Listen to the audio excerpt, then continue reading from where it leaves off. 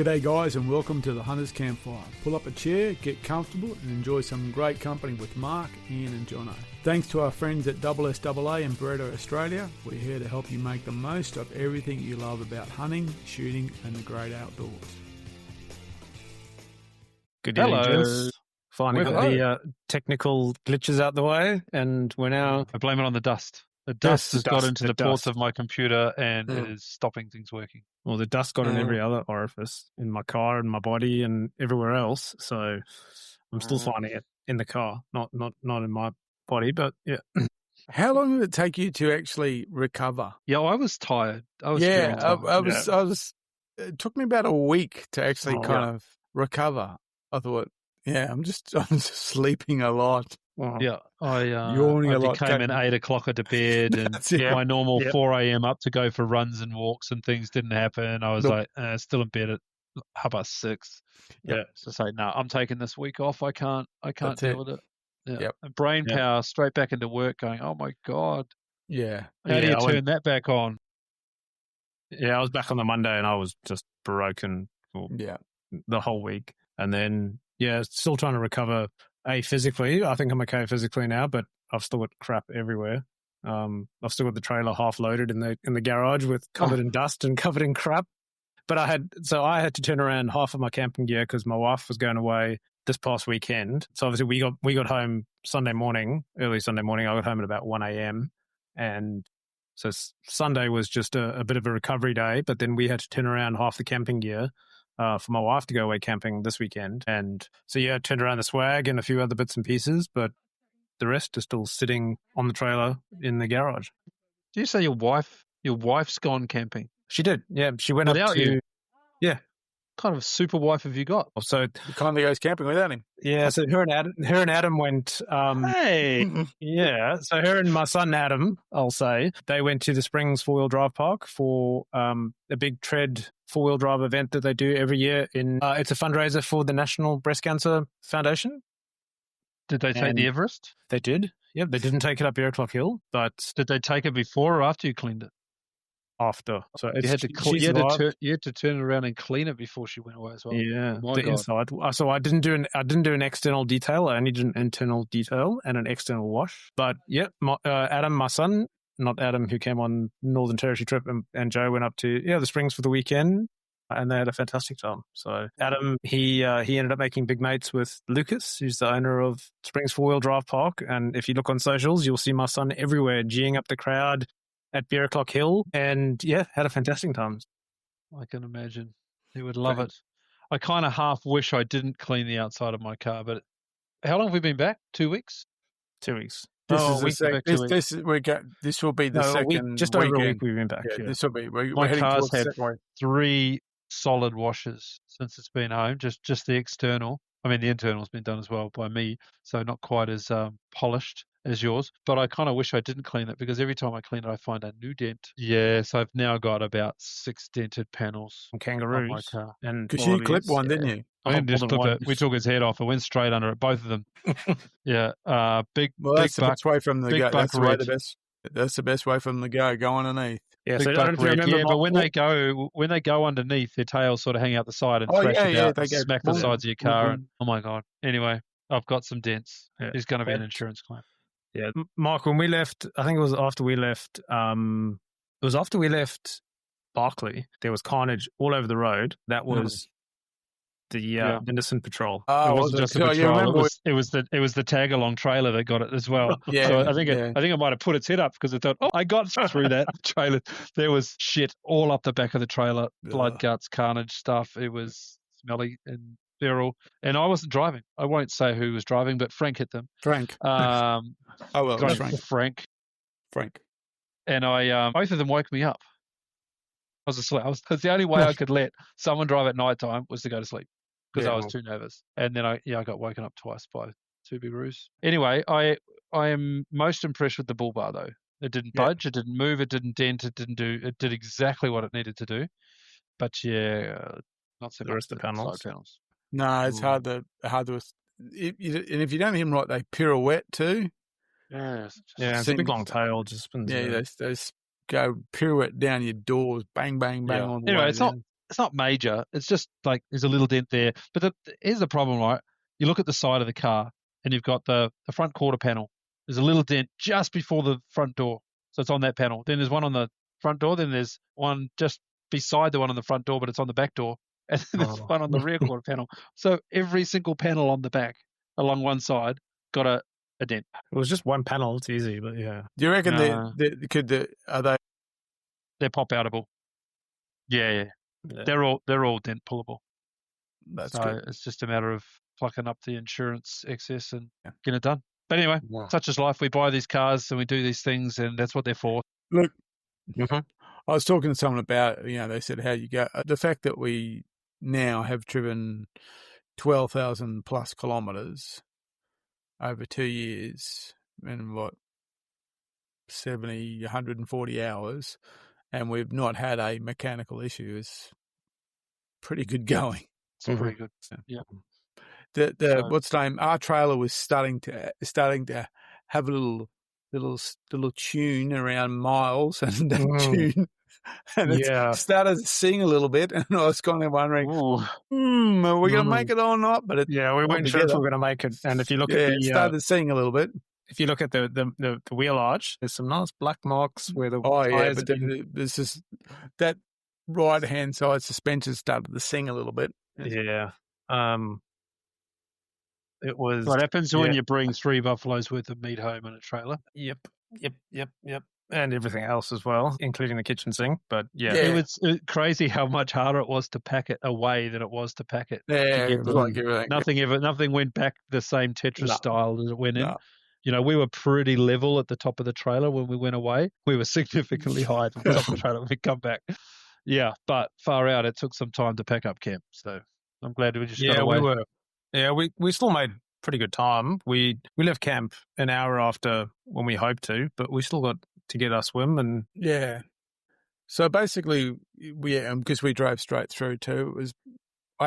We got home a bit earlier than I thought. Yeah, it was certainly nice to look at Apple Maps. But I don't know, we must have been 5 hours into the trip before I put home into Apple Maps, and it came up and said, "You'll be home tomorrow at 6:45 p.m." And I'm like, "Guys, we can get home tomorrow night." And they both looked at me and said, "Do you reckon we can do that?"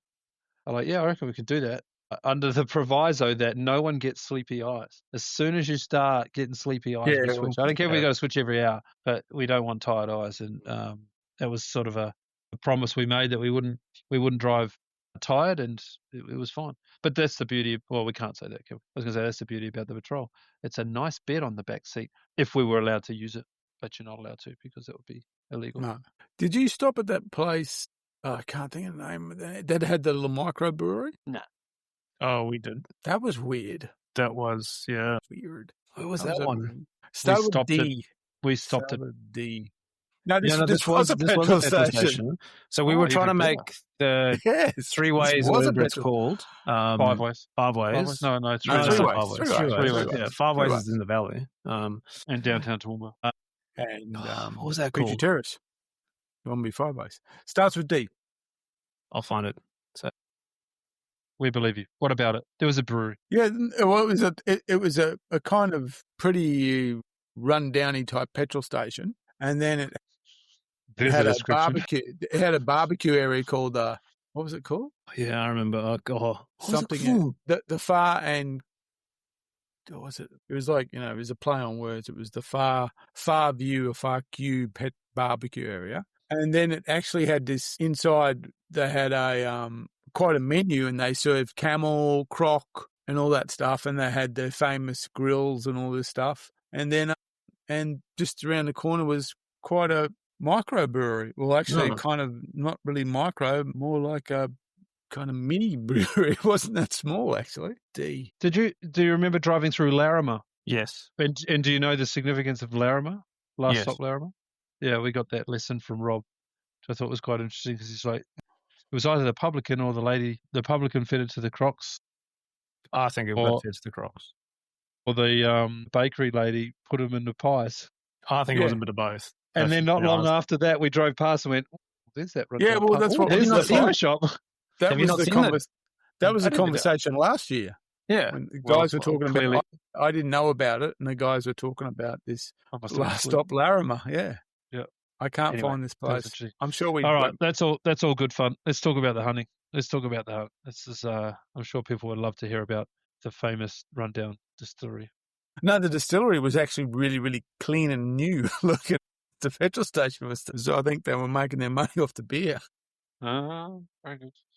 So, how about to make this interesting? What's 5 things from the trip from each of us? One at a time. Yeah, why not? Yeah. Or round one each and then go. Yeah, one. Whatever. Okay, this time for me, well, probably the coolest thing out of the whole thing for me this time was that we brought Frank. It was great that we brought Rob too, but we had Rob. We had Frank, as you know, on the Huntford program, and we put a challenge in front of him. And I think he won't mind me saying, we put a challenge in front of him that said, if you can get to 60 kilos, drop 60 kilos, we'll get you on the buffalo trip. So that was the challenge that went out, and he did it. And then he came along, and it's not a trip that you want to come on without some level of fitness and without some level of being able to deal with heat and all of that. And trust me, I know big guys don't deal with heat very well. And after the last 2 years, it was nice not to have the same issues. But Frank, he's come along, he's put a significant effort into his own health and fitness, and to be able to help him through the week. We all spent time hunting with Frank, which was great. But for him to take that big bull on the last day and just sort of close off that journey for himself, I just thought it was such an awesome end to the trip. For me, because I've helped him along the way, and for Frank just to close that deal out, man, what a great thing. And it was fun, that you guys managed to catch the message on the Zolio and come into where we'd put him down and help us with the carry out and help us with the load out and help us get him on the cars. And like, it was just such a great little communal event at the end of the trip that for me, that really sealed it off. Would have been better if I shot it, but okay, Frank, you can have it. It's fine. And it measured out being, I think, 1/4 of an inch off being able to be recorded as an SCI record. Those are not as in the record holder, but it would have made the record books as a trophy that had been taken in Australia. As the way that works, it's not the gold class or the silver class.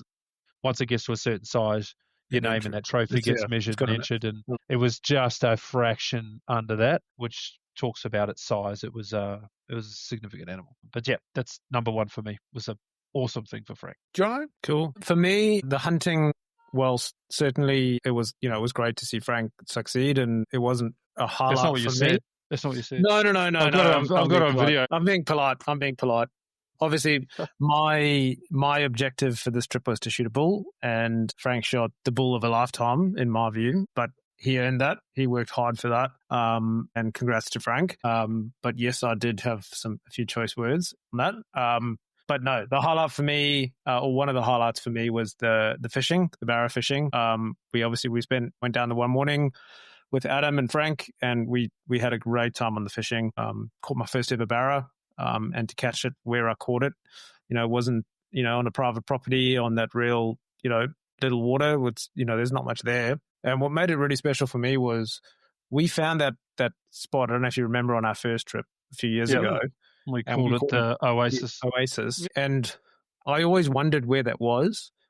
I knew whereabouts it was, but we hadn't found it again. I didn't see that on last year's trip. But we saw it this year. And I know, Mark, you guys hunted not far from there. But yeah, to catch barra in there, that was just brilliant for me. That was the highlight of my trip, was catching my first ever barra, and to catch it there in those conditions and that environment was pretty special. Yeah. Well, that rock bar, because that's what I call it the rock bar, because there's 400 meters from areas where Rob took his bull. I know we could smell it. Yeah, straight up that hill. Yeah. But yeah, and I remember when we walked on the eastern side of that Oasis, that's where Ian almost lost his GoPro when he stopped to do another the poo tree. The poo tree, yeah. That's right. Yeah. And we came back along and we crossed that rock bar, and there was still there was a dead croc, I remember that. Yep. And there was the one that their heavy gauge fishing line with a big hook in the water. Yeah. Didn't shoot. Thank you very much. It was dead. I don't even know how that started, but that's what that became. But no, I'm glad we found that. And then I remember seeing that water thinking there's got to be barra in there, and to actually catch barra in there. And I think most of us at least hooked to barra, maybe not all landed a barra, but I didn't land one, but I certainly got too scared. Yeah, we got onto them. I didn't and they were decent sized fish. I was too scared. Well, while we're talking about that, how about you talk about Adam's incident? Well, we can talk about that. That's number 2 on my list. We've got to go to Mark. Yeah, that's good. Don't jump his list. What about you, Mark? So for me, the first thing that I want to talk about is the success we've now experienced twice of our camp. I think, so much goes into the logistics to make this happen, to get to the camp and have that, all that effort mean that we've got the camp that we've got. It's always just, it's both pleasing that the effort comes off, but it's also remarkable how good that camp that we have. We're watching TV. Yeah, we were. We watched the rugby. We're watching TV in camp with beer and food and comfortable chairs, and it's a pretty spectacular camp. A lot of effort, lot of expense, all equals all worth it. This year we had the generator running, so it made a big difference. The generator. Well, that's right. Having was a game changer. not having to have all that all your eggs in the solar basket, as it were. Having the relatively small gen set in camp just made everything so much easier. And we've all got blue eddies and battery packs and everything like that. So the camp is always, I think about our first trip and our second trip and our third trip and how we've just got that camp really, really nice. And I'm going to say on that, I think the generator was a game changer.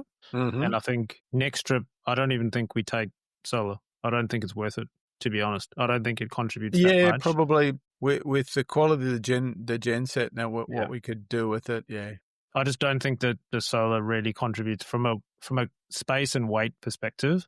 With lithium batteries and that generator, I think you don't really need. The only thing we would need, I think, for our camp next time is a camp roustabout who maybe would like to go fishing every day. If you want, you might not hunt every day, but you can, if you want to be in camp and you want to go fishing, and certainly if you want to walk around camp and go hunting, not a problem. But coming back after those big days and then having to figure out food and all that stuff, it'd be good to have a camp roustabout. Yeah, we're pretty screwed on some of the nights. That's right. That's it. Have a new camp roustabout. Send in your recipes. You got to be a good cook, and you've got to know how to make sure custard is in the dessert and all that sort of good stuff. Camp roustabout would be a very good welcome. Come in, food's ready. Cool. That's for me. Okay. Number 2. Why wouldn't you? I've got to think about number 2. Oh, goodness me. I'm not going to say it was necessarily a highlight, but it did sort of set the tone for the trip, and I enjoyed it. And that was the difficulty that was hunting this year. So we were challenged by a pet meat shooter who spent the last 3 months or so on the block taking, 500 plus, he told us. Yeah, 500 plus. He's taken 50 to 100 a week in recent weeks leading up to it. So he's put a dent in the population, although the property owner was quick to say it doesn't seem like they're slowing them down, though. There's still plenty of them out there. So in years past, the last few years, we've managed to come up on mobs that were, we still saw mobs of animals this time as well, but, we took 10 to 12 animals last trip, 10 to 12 the one before. This time we took 3 animals. Now, I almost feel like I held back on the mob of buffalo, Jono. When we saw, we walked in, me and Rob, we found that mob and we selected which one we were going to shoot.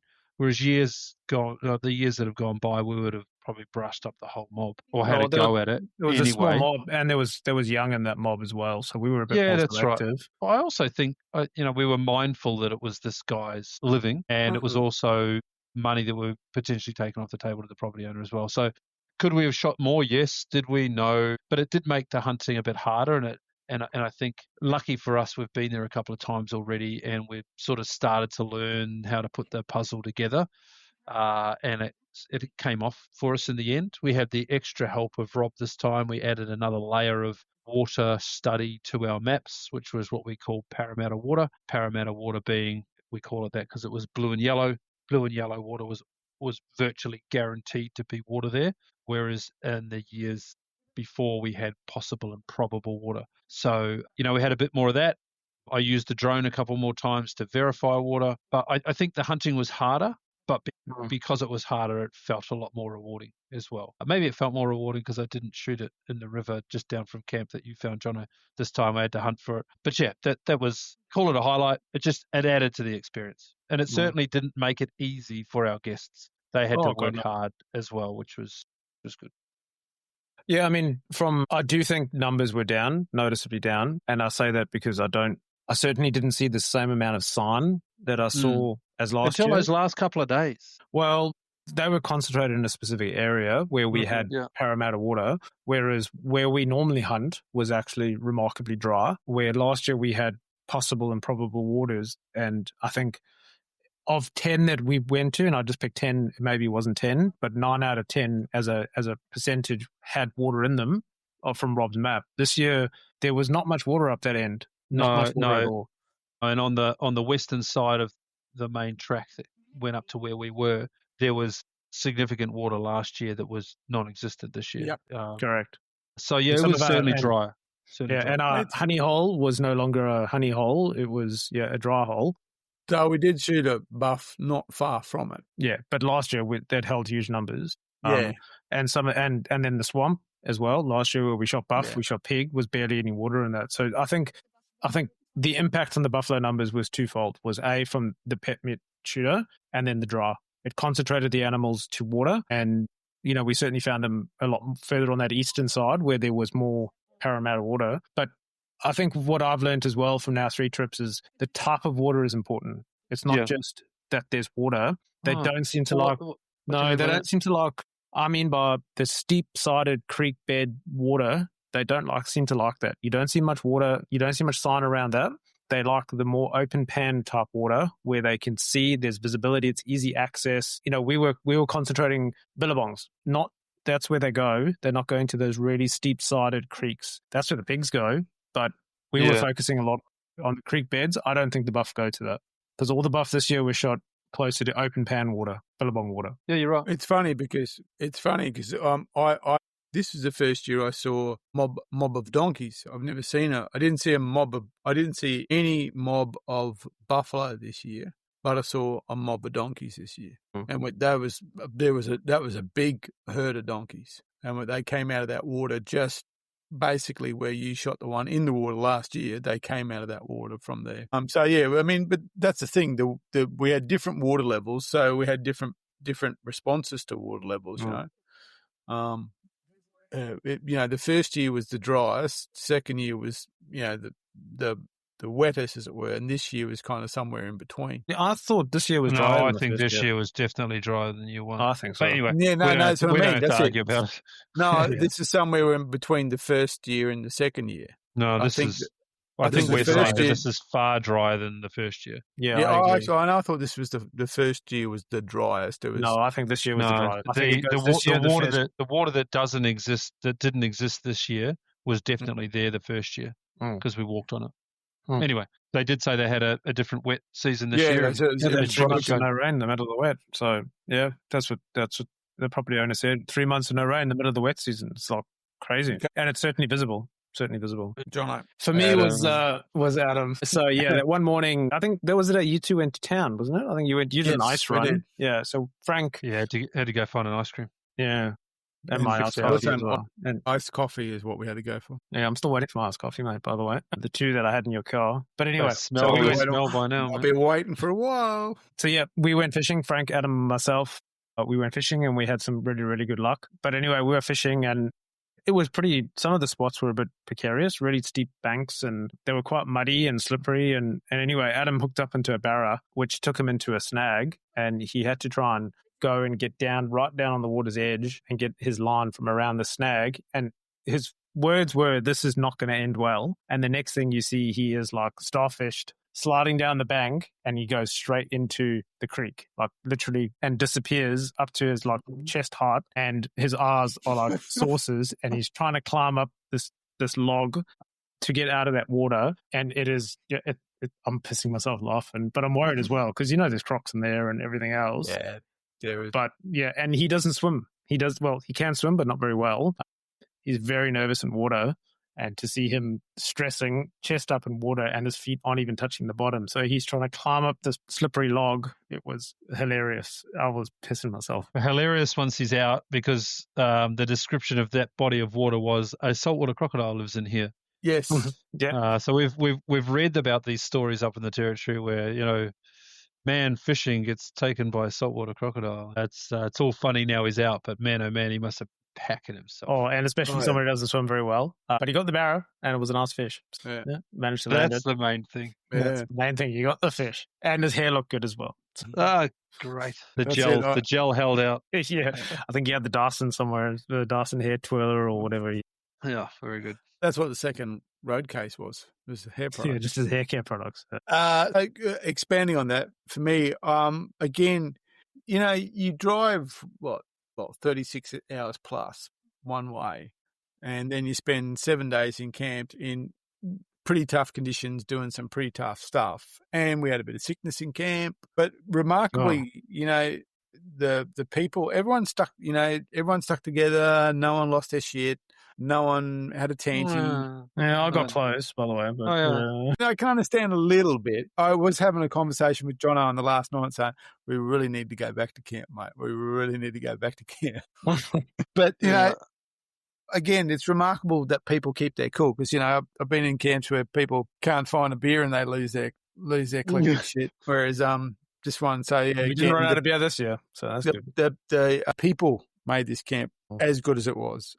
Frank was, I think Frank was surprised how hard it was. Yeah, he was surprised. He was going, "Oh, this is hot. This is this." And like when I know Jono, you were kind of gently ribbing him about how's that meat grinding going? How's that meat grinding going? Because when he said he was going to come up and do that, I went, "Okay, mate. Yeah, that's a good idea." But generally, when you get back to camp at 6 o'clock, the last thing you want to do is start 3 hours worth of work. You just want to flake out and just go recover. So, but again, I think the people made this camp as it has in the last, all those trips. It's pretty stressful, and it's pretty stressful. It's stressful. It's not stressful as in it's what's happening, but the travel, the heat, the walking every day puts a lot of stresses on you. Everyone seems to handle it. I didn't injure. Oh no, that's not true. I did injure myself. Mm-hmm. I'll talk about that. We'll get into that one. That'll be my number 5. You weren't there for that one, Hills, but it's almost works again. Yeah, mine's all right. Almost works. I agree. The people were great, and mostly we didn't lose our shit. I think it's difficult to go through a week in a camp like that and not get a bit intolerant sometimes. I was so sick. The day that we got there, for those that haven't heard the wonderful story, my son had influenza A for a week and a half leading up to it. I tried to stay as distant as I could as a dad throughout that period, and I had no symptoms leading up to it, not even the day we left, not even for the full day of driving. It wasn't until the next morning I'm like, I can feel this thing in the back of my throat. And then by the time we'd driven the next 20 hours, I definitely had a flu. So the Y60 flu. Yeah, the Y60 flu and the recycled aircon passed the bugs around to the boys in the car, and I ended up being crook. So after we got to camp and we'd set up the basics, I cracked a tinny, sat down, and then went, I think I need to go to bed. My chest hurt, my lungs hurt, everything about me hurt, and I was halfway over to my swag, and I felt my legs going. I was like, oh, this is not real good. First day here. Went to bed, comatose out, woke up the next day, lungs were better, things were better. I wasn't cured by any means, but 48 hours later, I was out hunting. So I was lucky, but 48 hours later, Rob had picked it up and Frank had started to pick it up. You guys were lucky not to get it, but I guess open air is the best you can have when it comes to sharing space with people, and that's how it was. Well, that made for some pretty fun hunting with Rob, because there were a couple of chip remarks that came my way. I was asking how he was feeling. He's like, got more stamina than you, mate. The army came out of Rob quite a few times. It's just like we outwalked him that day. Yeah, mate. yeah, he was suffering in silence behind us a couple of times there, and there was a couple of times that we were, doing the man march, I call it, on the way back. You just set the pace and you go. And I wasn't intentionally trying to outpace him, but he was falling behind. I set a strong pace, and I was asking how he's going. He's like, mate, this is my all-day pace. And all-day pace was the comment that came out a few times, because when we got back to the car and we all collapsed, because he was wearing a cotton shirt, he stripped it off and just lay in the sun. And I took a photo of him. And that photo will come out, Rob, just if you're listening, and it'll have the caption, all-day pace. That's Rob comatose down on the ground. That's your all-day pace. But he certainly suffered through it. There was no way that he was going to have travelled all the way there and let the flu beat him. But there were some times there when he looked nearly beaten, but he didn't allow that to happen. So good on him for sticking it through. And I think the middle of his hunt week was tough, but he managed to take a bull on the first day, and he managed to hunt hard on the last couple of days as well. So I don't think that flu ruined it for anyone, but these things happen. Great crew. I think, back to the intolerances, I think the flu makes it hard to be tolerant sometimes. And I was trying to be careful not to tell you all just to go yourselves from time to time, because I was feeling pretty crappy. But she's all good. There was one night he was hacking away, and I actually thought it was Jono. Yeah. I thought, now I can't escape it. Yeah. No, we were strong, Mark. No, I just thought, it just sounded like it was coming from you. And I went, oh, God, no, here we go. He's got it as well. Yes. Yeah. All right. Where are we up to? You, I think. You, we're talking about people. Mine was people. Oh, so it's back to me. I think this time we changed up a bit of stuff, and we got to know the property better, so we got to start focusing on fine-tuning the technical stuff, the gear. So I was less concerned about taking a big rifle. Last time I took the 300, you guys still had bigger rifles than me, and we always talked about the backstop guns. This year I took the 30-06. I was comfortable with what it did to that buffalo last year, and given the right shot placement, I didn't think I'd have a problem this year. And for the record, that big bull got taken with one shot with a 7mm Rem Mag. So we had rifle changes, scope changes, different setups, and this time the Huntech Glacier Tech summer clothing, which I found really good. I didn't get to wear that stuff last year; it didn't fit me. So this time I was happy to be able to wear it, and man, oh man, the difference that stuff makes from a cotton synthetic blend to putting on that. Mark, your Kuyu stuff would, you talk about how light that is, but the Huntech stuff for me is probably the first time that I've gone out wearing something specific for that heat, and how incredibly important that hood was. Like, I've never ever thought about wearing a hood hunting in the summer, but when we shot that bull and it was out in that open pan and we had to butcher it up in the sun, these things had hoods on them, and the amount of cool that the hood gave, just the way the thing breathes and wicks, it gave me such a cooling effect throwing the hood on over top of me to keep the sun off my head and still allowing the breeze through it. Just brilliant. Really, really good, well-constructed gear. So it was good that we got to do that. Jono's got it there. He's holding it up if you're watching on the video. Yeah. Mark referred to it as like sportswear. It's a technical fabric. Yep. That's designed for wicking and it's designed for heat, and it's just brilliant. So I love it. I love that shirt. If you're looking for something that's well priced in the Australian market, that's a go-to. And they size it from Huntech. Oh, it is too. There you go. They size it well. They've got stuff from small all the way to like 7 to 10 XLs. So there's sizes for most people there. So yeah, that gear, the trialing the new things. Not that we were trialing the Tatonka packs, because we've had a couple of good years with those, but putting a whole buffalo leg on the Tatonka pack and carrying that out on the meat hauler, man, oh man, does it make a carry out comfortable. Not going to say it wasn't heavy, because it doesn't change the weight, but having a well-fitting pack, right, tied across your hips and that fits properly and has a meat shelf, doesn't slide around, flop around, make things uncomfortable. Just really good gear. So, yep, was happy. I think having well-tuned equipment makes these type of trips much, much easier.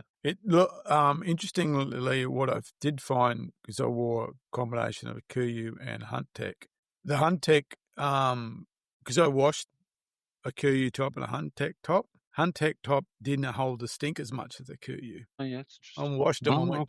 That one smells better. I'm putting that one on. Yeah. One of the tags on that Hunt Tech top has got something about its stink resistance. Yeah, and I hunted. I've got 4 the one days. in there. I got that one in the really nice camo pattern for that kind of climate. Yeah, that light motley. Yeah, that worked really well. Interestingly enough about the Tatonka packs too. I'm not that impressed with my Tatonka pack until I load it up. It feels not particularly good when it's unloaded, but as soon as you load it up, it just seems to sit. That's when it seems to come into its own. Like, with Rob, I carried a hind leg out of that, what the professional shooter called a Mickey bull, which was a young bull. And on the last day, I carried out bits and pieces with from Frank's bull. So had 2 short carry-outs loaded up, though. And once you load it up, that's when it seems to me that it sits really, really well. Okay. It's kind of a bit cumbersome when it's not loaded up. It works so much better when it's under load. I wonder if it's a pack fitting. Yeah, I just find that it doesn't seem to suit me that well when it's not loaded up. Once it's loaded up, then it's perfect. It's actually almost, I know it sounds a bit silly, but I prefer it with load in it. Yeah. So I found the same thing the first year I was using it. And it wasn't until I actually put it on. No, I saw a photo or a video of me wearing it, and I went, "Oh, that's not fitting properly." And it's the first time I noticed that. So normally when I get a pack, you can adjust the straps up and down for tall and short. I had mine relatively tall because I feel like I'm of a taller height, and you're taller again, Mark. So I had it up pretty tall. I actually found I had to bring it down to halfway between tall and medium for it to fit properly. And that's when I found that there was no air gap between my shoulders and the straps, and the belt was right around my for me, waist. Where it doesn't sit well until it's loaded is lower down. It's not on the shoulders, it's lower down. It almost feels like when it's on me without load, it's slightly crooked. It feels like it's slightly tilting one way. As soon as you load it, it just, boom, it sits in place. Yeah, good. Interesting. And that's it. And, once it's actually, trickier to get the leg on it and get off the ground. And once you're going, then you're fine. But that was, whilst it's a Mickey bull, a little bull, that's still a fair chunk of meat in those legs. Oh, man, there's a lot of meat on a hind quarter. That's right. Yeah. And the other thing, too, talking about gear that I didn't mention, the last couple of trips that we've been on, a lot of our buffalo shooting was closer quarters, whereas this year we had more stalking time. Or I did anyway. I know, John, your first year you did a bit of a stalk hunt through the river channel. So the LRFs, the binos came into their own, being able to pick apart a mob and actually find the one that we wanted to shoot. In this particular mob where I took a meat animal, there were 2 mums with calves and there was 1 yearling cow. We took the yearling cow because the calves were still suckling on the mum. We were able to see that because we were able to sneak up on them. So it was a different style of hunting this time, and that gear, again, allowed us to really play those stalks well. Yeah. John? I wouldn't say this one's a highlight, but the impact of too much magnesium on the body is... Yeah, there was a day. Yes, that's true. Where, it was something else. Yeah, so I'll say we all consumed a drink which was high in magnesium, really, really good. Electrolyte type thing, yeah. Electrolyte type drink, but very high in magnesium. And there was an afternoon where 3 of us were, we were trumping. Yeah, and it wasn't just loud, it was freaking, and Mark's was rotten. It was rotten. Something else. So we soon realized, and we looked it up, that if you consume more than 300 milligrams of magnesium, I think it was per day, you can, or 350 milligrams, you can have gut issues. You start rotting from the inside. Yeah, and each scoop was about 125 or 150 milligrams, and we were having like 3 scoops per serving. twice a day. Yeah. And one afternoon, the three of us, Mark, Adam and myself it was unbelievable.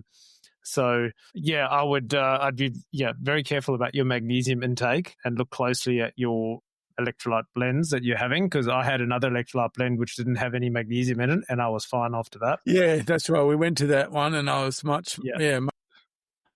But certainly pay attention to what supplements you're taking and look at the quantities of those supplements, because it can have an impact, and it does have an impact, believe me. It does. It was an uncomfortable afternoon. No wonder we didn't see any animals that day, because it was uncomfortable. They heard us and smelt us coming. It was very uncomfortable. That was an afternoon, that's for sure. Mark? Yeah. So mine was early on. Adam and I were with Frank, and we went further. So we went past the rock bar where we fished down, because that creek is dry, then it picks up water again, and further about 2 or 3 k's down, there's a bend in the track, and at that bend there's a good bit of water, a lot of freshies in that little bit there, lots of little eyes looking up at you. And we crossed again. We found the break in the water and crossed over there. So, and we walked up on the eastern side of the river with Frank, and it was a good walk. And we stayed out in the open to see if we could catch any movement or anything. We didn't see anything, and the idea was we were going to cross at that rock bar, and that was going to be our northernmost point. We missed it a little bit, so we didn't go past it. We got out beforehand, found another place that we could cross, and got it. So we came across, and we all know the place. It's what the property calls the last lick. It's one of the last feed point for the cattle before they get to the northern boundary. We came out, half an hour before light, and came out on the track, and we said, Frank, we'll raft you up here, and we'll shoot down and get the car. And not far behind the lick, we saw this big black shape on the ground. I thought, oh, hello, might be a buffalo having a afternoon siesta. Looked at it, and it turned out to be a mob of pigs eating a carcass. So this black blob was moving apart. And I said, oh, come on. I said, guys, I haven't got the legs for this kind of shooting. You get into it. So Adam with his 375. And I turned around, and Frank was just standing there. I went, come on, Frank, come on, let's go. And he's kind of looking at me, come on. So I got him up. And I had the camera running, and I got him up, and they just let fly at this mob of pigs. And it was some fun shooting and watch them go. Interestingly, those pigs up there don't run away. They're not used to being shot at. They run around in circles. So the boys picked up, we think they probably picked up 8. We probably couldn't find 2 of the carcasses because the light ran out really quick. And we sent the message out. Jono drove in, and we used the lights of the car to get them all together. But yeah, the boys got into a mob of pigs, and that really gave, Frank had been going pretty hard for those first few days, and that gave him a bit of success. And that was good fun to watch that happen. But watching them shoot, ant mounds exploding and dust flying up that was a good way to end that afternoon. And again, it was just coincidence. We came out right at the point where the pigs were. So that was a good young guns style. Yeah, they got themselves behind ant mounds and let fly. There's some pretty cool photos of some of this stuff as well that will get up people resting on ant mounds and glassing from ant mounds and buffalo in front. There's a photo of you and I, John. I don't know if you've seen it. Frank took it. It's you and it must have been Rob that took it. You and I are looking over an ant mound at a mob of buffalo. Must have had to be. Oh, yeah, it would have been Rob. Which looks pretty cool. Yeah. It's fun looking at all the footage. Ooh. Me again. I'm back to gear. Yeah. Here we go again. The Outdoor Edge Razor Everyday Carry, or the EDC Light, the knife that we talked about before that we've had Hunters Campfire branded, which I have a few more of, by the way. Now, we've restocked, so we've got a few more of these if you're looking at buying one. But this knife performs. It just keeps on performing. It was great to be able to pull deer apart with it, but it did a pretty handy job on the buffalo as well. So it's the only knife that I carried. It's the only knife that I used, and we pulled quite a bit of meat off. So for it to be able to do that as a disposable blade style knife, I think that's pretty damn handy. You had a different knife this year, though, that had like a gut hook on it that you used for the breaking the skin open, didn't you, Jono? Yeah, so that wasn't a knife per se. It was actually a Stanley blade. Cutter type knife. But it's actually a carpet hook. that you can buy from Bunnings, and it comes in a pack of like 5 or 6, which fits into the handle of the Stanley knife. And yeah, it's great for zipping open the skin. It struggled a little bit with that big bull, but I think anything would struggle to split that skin on that big bull. But the cow that we got onto was absolutely fine. It was great, worked well, and it was a use the blades, slip the skin open, and then you can flip the blade over, do it again, because they don't last that long on that thick skin, and then you can just replace it. There's a whole stack of them, so they work pretty well for the skin. Obviously, you can't then work under the skin, but it's just to get that initial cut done. It was great for that, and you're not wrecking your blade, because I find having to slice open that skin just really wrecks your blades. So you do that initial zip down, and then you can work under the skin and actually open the carcass up. So it went really well. I was pretty happy with that. Yeah, the buffalo guy said something that he stabs him in the guts a couple of times before he skins them to let the tension out of the skin. Oh, it's because they start puffing up. Yeah. He releases the gas. Yeah, so basically just because, they are, when you're at them, they're tense. That skin is like a tarp wrap, it's not like deer skin, it's hard to grab hold of even type thing. It's tense. And he says he does it to take some of the tension out of it. So that's something I want to try next time. Yeah, see if that works. But that skinning a buffalo is still a challenge, no matter. Could you imagine caping one? Jeez. Well, that's what I mean. He does them at lightning speed, and that's what though when we found the donkeys that he'd shot, he was very particular. He didn't kind of skin the whole donkey. He just skinned. It had the shape to it where he was what meat he was taking, and where he wasn't taking meat, he still left the skin on. So the flanks were still skin covered, but around everything else was it was quite. And the head was sitting right next to it. It just dropped it right there. So.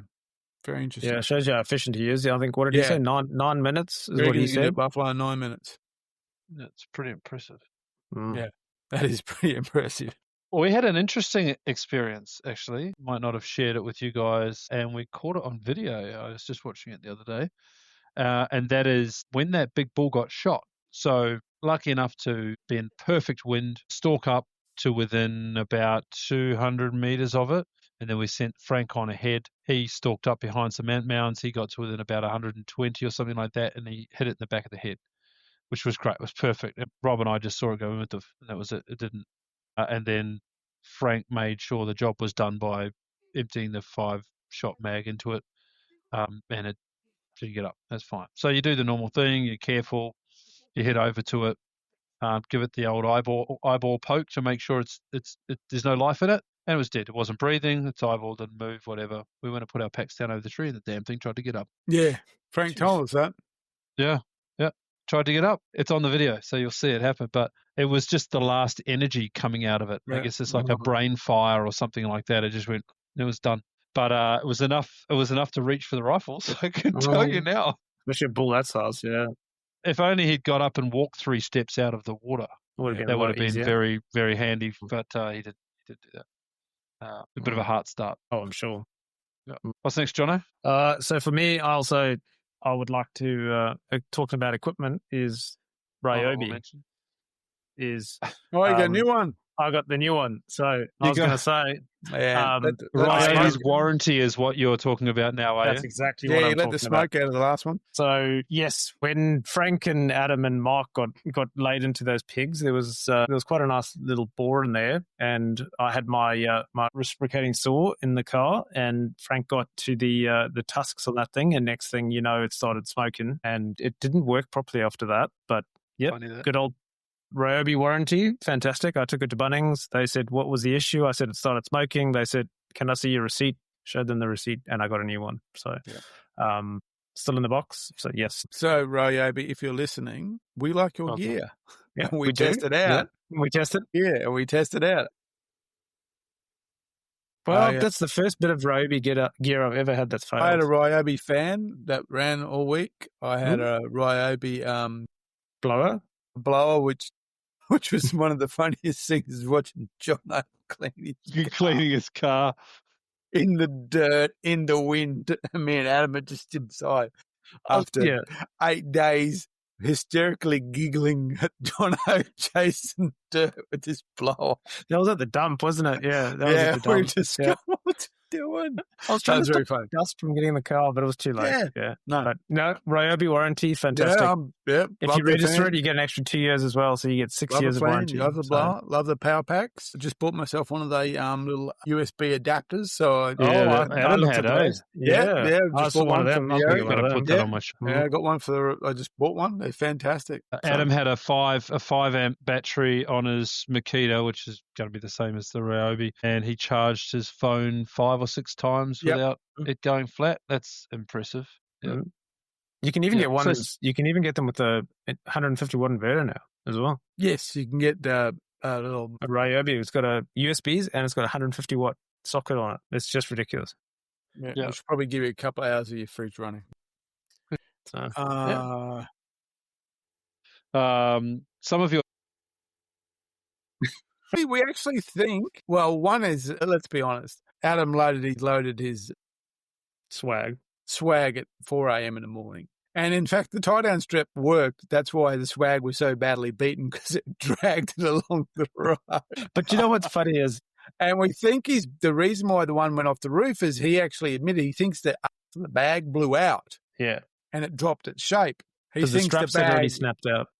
Failed, and so it went flat. And so it went below and then shot through. But he didn't put it through the straps, but yeah. Yeah, he didn't put it through the straps. He thinks that's why it failed. He was looking at it and goes, I think that's what, because that bag had like a end to it. He reckons that might have just gone boom and blown out, and then it just vapored out underneath. Yeah. The thing that made me laugh about that, and for those that don't know, Adam lost a swag on the way up, and he lost a bag full of assorted goodness on the way back. And I say that we were following these guys when that bag came off, and there was just crap all over the road. And when you leave you leave for a camp, everything's orderly. You've got your little cell bags inside your pack, and you got underwear here, and maybe your socks here, and your shirts here, and your pants here, and whatever. That bag had lures, screwdrivers, other assorted tools, underwear, socks. There was fan.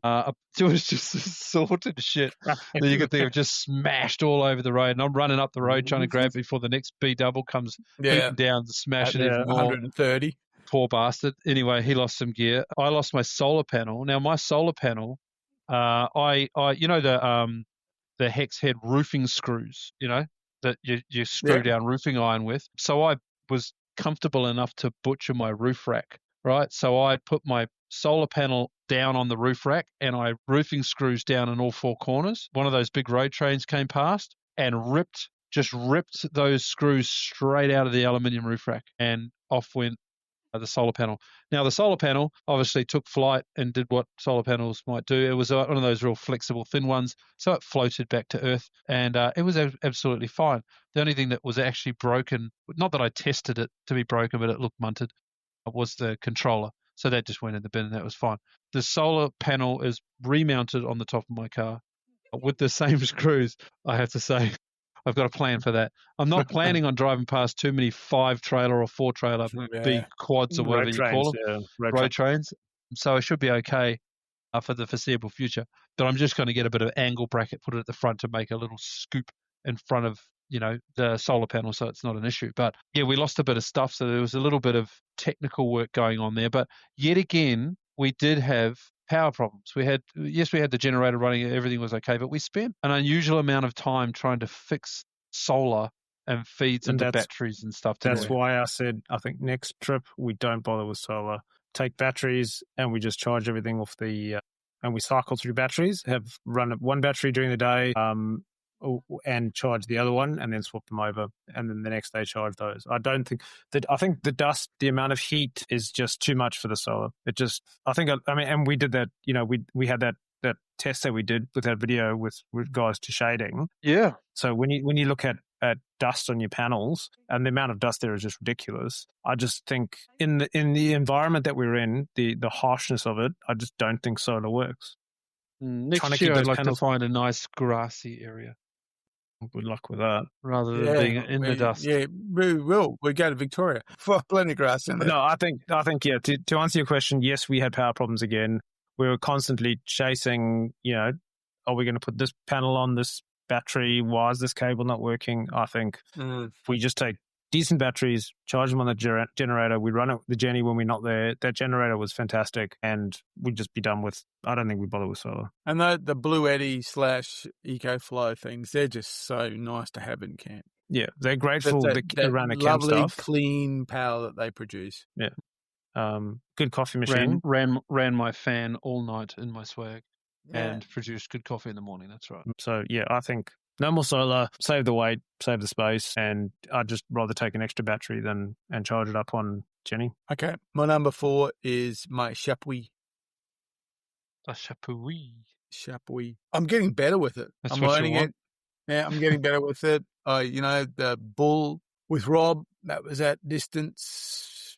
The aim point, the acro, I like it a lot more than the micro. Produces a much nicer picture. Shot that bull, intentional spine shot on it, dropped it on the ground, worked a treat. Everyone likes it when they shoot it. It's a fun gun to shoot. It boots a bit, but it's light, or relatively light, compact, fantastic to shoot with. I was so impressed with it. As I said, next year I'm going to try and take more animals with it. It's a big hitter. It'll probably disrupt goats. But took a pig with it. That was good. The easiest pig I've ever shot. After we saw the bull and the donkeys, it was just walking up the track, and we came up behind it, and it didn't even get off the track. It just kept walking. So we stopped. I got out, got ammo out, loaded it, walked up to it, cut it across, and got it, and shot it. So that was it for me. The number 4 for me is my Chapuis. Okay, lucky last, Ian. Did we miss Jono? I think we missed Jono because I need to think a bit harder. Goodness me. Jono's back gear. I'm running out of battery. Better be quick. Jono, I defer what I think. Okay. So for me, this is, I wouldn't say it's a highlight, but I actually had gear issues. I did have issues with my rifle. And I don't know whether it's a rifle issue or whether it's an ammunition issue. I need to work on that. But when Ian, on that buff cow, which we had a conversation about, Ian was like, "You can shoot it, but the next animal that comes along is not yours, and it could be a bull. So you've got to decide whether you want to shoot this one or not." And I deferred it. I said, "No, I'm going to wait for my bull because that's what I wanted to shoot." And then Frank shot it. Thanks, Frank. But yeah, we, as we always do, is we always do a backstop. So, when the first person takes a shot, we all take a shot after that. And Ian took a shot at the cow with his rifle, and I took a shot with my 9.3, and it went click, and it didn't go bang, which is not obviously a good sign. No. And so I cycled around, and I didn't need to take another shot because Rob hit it with his 375 after that. And then a few days later, after Frank had shot that big bull, we were walking back towards the truck, and we came on that mob of pigs, and I lined up on a pig and pulled the trigger, and it went click. Nothing happened. Cycled around, pulled the trigger, went click again. So yeah, as I said, I'm not sure whether it's a rifle issue or whether it's an ammunition issue. Looking at the primers on the ammo, they are seated a little bit low, but I need to do some testing at the range to determine whether or not I have got multiple different ammo in my 9.3, so I'm going to try 3 rounds of each and see whether I can replicate that. But it's concerning, especially when you're chasing buffalo. If you've got a bull of a lifetime in front of you and you pull the trigger and nothing happens, or if you've got a bull of a lifetime and he comes running towards you and he's charging you and you pull the trigger and it goes click. So I need to have trust in my gear, so that needs a little bit of work. And so much to the point where I'm even thinking of maybe I'd need a 375. I've got Africa coming up in 20. So everyone needs a safari rifle. Many times before. And look, my 9.3 has been great. It's the first time I've had issues with it. So potentially it's an ammo issue. Potentially it's a batch of ammo that's just the primers are seated a bit deep or something like that. But I need to check it. So that's a concern. And it's probably a good thing I wasn't lined up on the bull of a lifetime and pulled the trigger and nothing happened. Oh, which is exactly what would have happened. Yeah. Oh. Where to the point of that often. That would never not heard the end of that. Yeah. It would have been tanties. There were already tannies that day, but anyway. But yeah, that's me. So I need to do a little bit of work, and potentially I might just replace that rifle and go something a bit more reliable. Looking at a psycho, I think. Speaking of tanties, I've got this great little short. I've got Frank saying, "Hey Ian, what do you reckon Jono's going to say when he hears about this bull?" And then I've got Jono's reaction. Piece those two together. Look out for it. You'll see it coming. It's very funny. Cut those together. Not that I want to embarrass anyone. I have thought about my last thing. Good. And it is the team hunting thing. It's so much fun, and it was great to do it. So both of the buffalo that I was involved with shooting or helping shoot or finding, like all of us, we're in groups of 3. Sometimes we break into 2s, but most of the time it's 3 here and 3 there. And the cow that I shot, Jono said already, we decided once we found the animals who was going to shoot. You know, it wasn't a snap shoot. I mean, it could have been a snap shoot opportunity. Any one of us could have up and shot on the spot after seeing it, but it was fun to work out what was going on. It was fun to find the sign. It was fun to follow it. It was fun to work the maps and find that Parramatta water, and to be in a position when we got there with the wind in the right place for us to sit there and look at them and glass them and close the gap and then decide who's going to shoot this one. You know, Rob's taken one already. John is looking for something bigger. Fine, I'll do it. It's fine. And then the same thing with Frank's.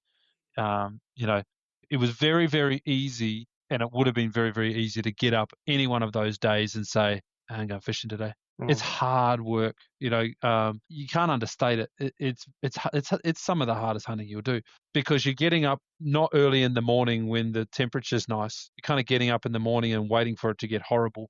And then, you know, convincing yourself that you've come this far, you should go again, and getting out in that 40-degree heat and doing another 5 to 10 kilometers, potentially carrying something back when you get there, right? So on that last day, that's kind of what happened. We're like, Frank, you coming with us? Rob and I had already looked at the spot. Jono, you knew the spot we were talking about. And even both Rob and I were, should we just do Barra today? Should we just go fishing today? Because it was getting long. At the end of the trip, if you want to think about it, I've said this to a couple of different people, I wouldn't do anything too much different, but do you know that it's the sign of a really good trip when you get to the end of it and you're like, I think we've accomplished everything we can.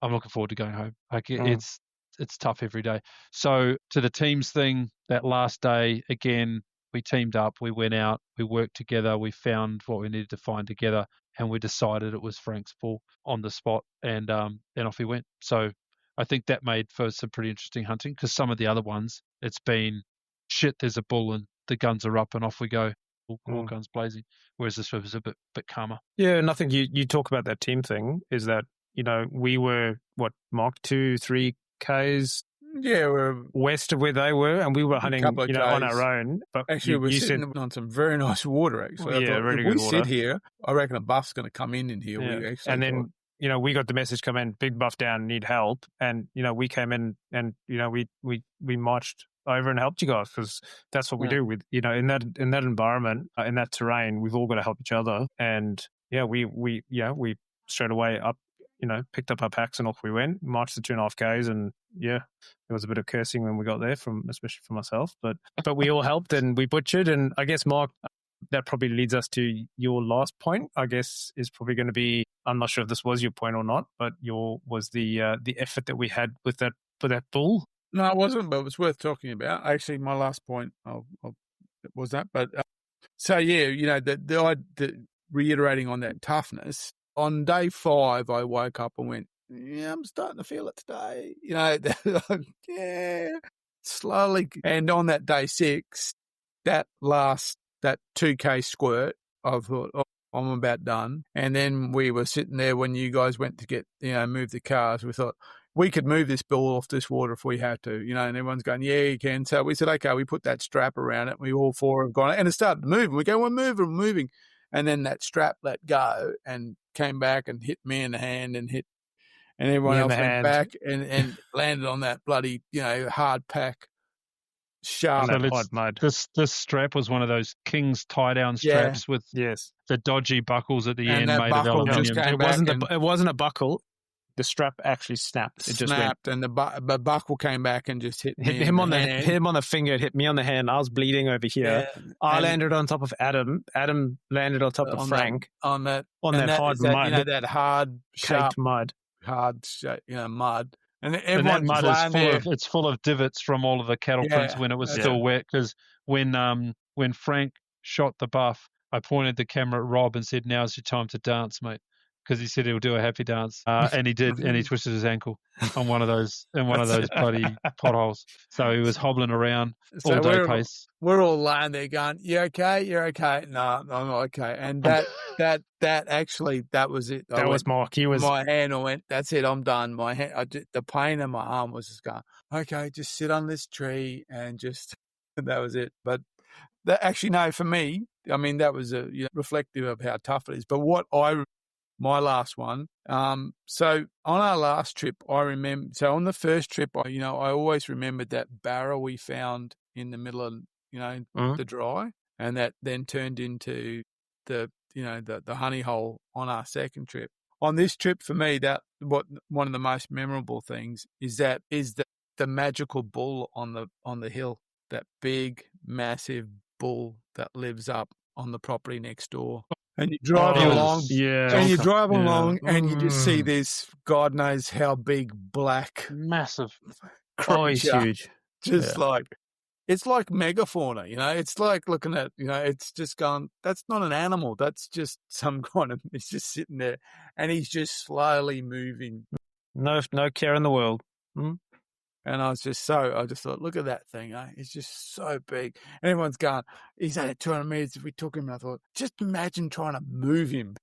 What are we going to do? He was How a big bull. How are we going to move that monster? He put Franks to shame. He was just such a big animal. Just the mass on those horns. It was just, I've got a bit of video where I was having a hard time because the video was the low light. So it was trying to, it was all, going in and out of autofocus, which was really annoying because I had a hard time getting a really clear picture of him. But he was just so big. His body was huge. Was just so very big. And again, that's the kind of thing I'll think about that. I'll think, where does he go? How are we going to get him? Stuff like that. Yeah. So he was facing an area. We saw him a couple of days before, and we actually got him to run. So I got to see the impressive animal running as well. But he went towards an escarpment, and apparently at the base of that escarpment there was a body of water. Oh yeah. According to Rob's maps. So that's where he was heading to, and that's what was holding him there. But I just don't know whether we'd ever get him across the fence. We'd have to learn how to do some pretty sexy cow mooing to get him to come across the fence. Well, I'll tell you what. So we saw him on the evening, and the next morning we were driving back, and this would have been the last day. And I saw all the birds. Remember, Mark? And I was like, "There's something down over there." And we drove down, and there was 3 donkey carcasses, and we actually saw the donkeys below that bull. So we were thinking maybe the pet meat shooter shot this big bull, but I think that bull, it was just 3 donkeys. So yeah, I think he's going to forever remain this mythical buffalo until one day. That's it. So I'll think about him for 2 years now. So we need to settle on a name. He's not Tyson and he's not Sam Elliott. I don't know. He's just something. He needs a name. He's Muhammad Ali, I think. He's like a ship, He's just like he was huge. That is the trophy bull of a lifetime. Is that? He's just massive. Yeah, that'll be maybe my mine in 2027.